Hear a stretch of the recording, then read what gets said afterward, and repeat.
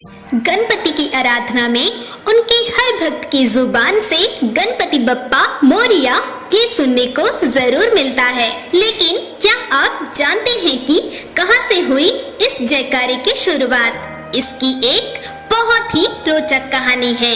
ये कहानी है एक भक्त और भगवान की, जहां भक्त की भक्ति और आस्था के कारण भक्त के साथ हमेशा के लिए भगवान का नाम जुड़ गया। यह करीब 600 साल पहले की बात है। कर्नाटक के बीदर जिले में शाली नामक एक गांव था। उस गांव में श्री वामन भट्ट और उनकी पत्नी पार्वती बाई रहते थे। वामन भट्ट और उनकी पत्नी भगवान गणेश के भक्त थे, लेकिन एक दुख उनके हृदय को जला रहा था कि उनको कोई संतान नहीं था। उन्होंने पुत्र प्राप्ति की इच्छा रखते हुए तीर्थ यात्रा का फैसला किया। तीर्थ यात्रा पर दोनों महाराष्ट्र के मोरगांव आए और वहां वामन भट्ट और उनकी पत्नी ने अनुष्ठान किया और तपस्या किया। उनकी तपस्या से मयूरेश्वर गणेश अति प्रसन्न हुए।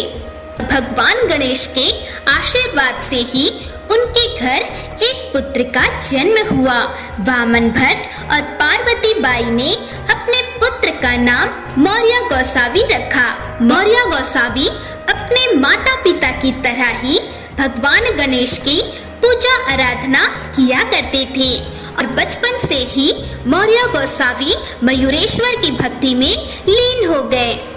बचपन से ही हर महीने की चतुर्थी को मयूरेश्वर मंदिर में अपने प्रभु मयूरेश्वर गणेश के दर्शन किया करते थे। उन्हें एक सिद्ध गुरु मिले, जिनके द्वारा उन्होंने विद्या ग्रहण किया। विद्या प्राप्ति के बाद उन्होंने देऊर में जाकर कठोर तपस्या किया, जिसके बाद उन्हें सिद्धा अवस्था में गणेश जी की अनुभूति हुई। गणेश जी के आदेश पर ही मौर्य गोसावी ने गृहस्थ जीवन स्वीकार किया। उनकी पत्नी का नाम उमा था। उनके माता पिता के स्वर्गवास होने के बाद लोगों की सेवा कर रहे थे, पर कुछ समय पश्चात ही जनसंपर्क में रहने की वजह से वे ध्यान केंद्रित नहीं कर पा रहे थे।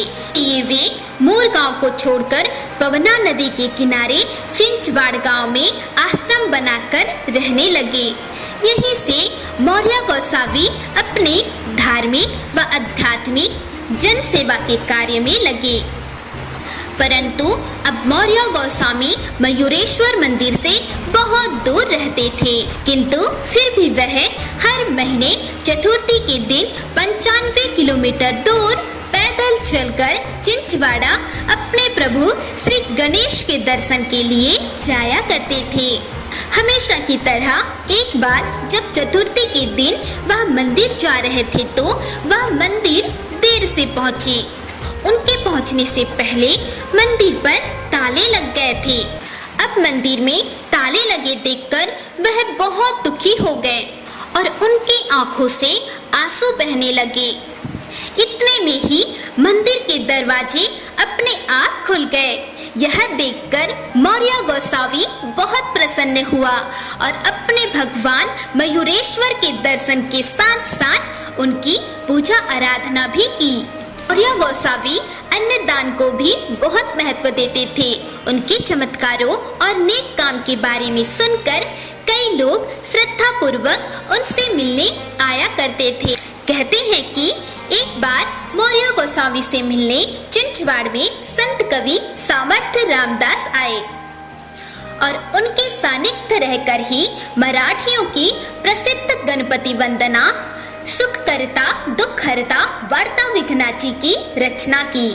अब इधर मौर्य की उम्र भी बढ़ती जा रही थी और उसके साथ ही भक्त मौर्य की भक्ति भी बढ़ते ही जा रही थी। बचपन से लेकर अपने 117 साल तक मौर्य गोसावी हर महीने चतुर्थी के दिन अपने भगवान के दर्शन के लिए मयूरेश्वर मंदिर जाया करते थे। पर अब वृद्धा अवस्था आ जाने पर भक्त मौर्य के लिए इतनी लंबी दूरी तय करके मयूरेश्वर मंदिर पहुंचना कठिन हो गया था। और इसी क्रम में एक रात जब मौर्य सो रहे थे, तभी स्वयं भगवान गणेश मौर्य के सपने में आए और अपने प्रिय भक्त से कहा, मौर्य, अब तुम्हें मयूरेश्वर मंदिर तक आने की जरूरत नहीं है। कल जब तुम स्नान करके नदी से निकलोगे तो तुम मुझे अपने पास पाओगे। और दूसरे दिन मौर्य प्रसन्नता के साथ अपने गणपति बप्पा को याद करते हुए नदी में स्नान करने चले गए और स्नान करने के दौरान ही उन्हें नदी में ठीक वैसी ही मूर्ति मिली जैसा कि उन्होंने अपने सपने में देखा था। मौर्य अपने प्रभु को देखकर भाव विभोर हो उठे और बड़ी ही प्रसन्नता के साथ भक्त मौर्य ने उस मूर्ति को चिंचवाड़ा में ही स्थापित किया। धीरे धीरे भक्त और भगवान दोनों की प्रसिद्धि दूर दूर तक फैलने लगी। लोग गणेश जी के साथ उनके भक्त का नाम लेकर जयकारे लगाने लगे। लोगों में भक्त और भगवान का अंतर मिटता चला गया और दोनों एक लगने लगे। भक्तों ने गणपति को गणपति बप्पा मोरया के नाम से पुकारना शुरू किया।